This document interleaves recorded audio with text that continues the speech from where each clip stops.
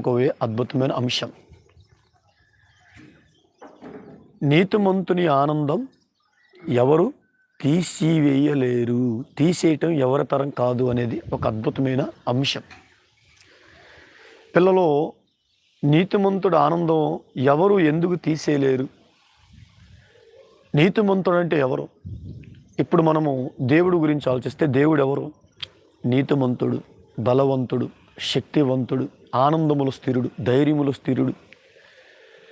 ఆయన్ని కృంగదీసే శక్తి భూమి మీద లేదు, ఆయన బలహీనపరిచే శక్తి భూమి మీద లేదు, ఆయన ఆనందాన్ని తీసే శక్తి భూమి మీద లేదు. ఎందుకంటే ఆయనే సర్వ సృష్టికి ఆధారభూతుడు, సమస్త ప్రపంచాన్ని కలుగు చేసిన వాడు. ఆయన బలవంతుడే ఉన్నాడు, ఆనందములో స్థిరుడే ఉన్నాడు, ఆయన జ్ఞానానికి మితి లేదు. మరి దేవుడు నీతిమంతుడే ఉన్నప్పుడు దేవుడు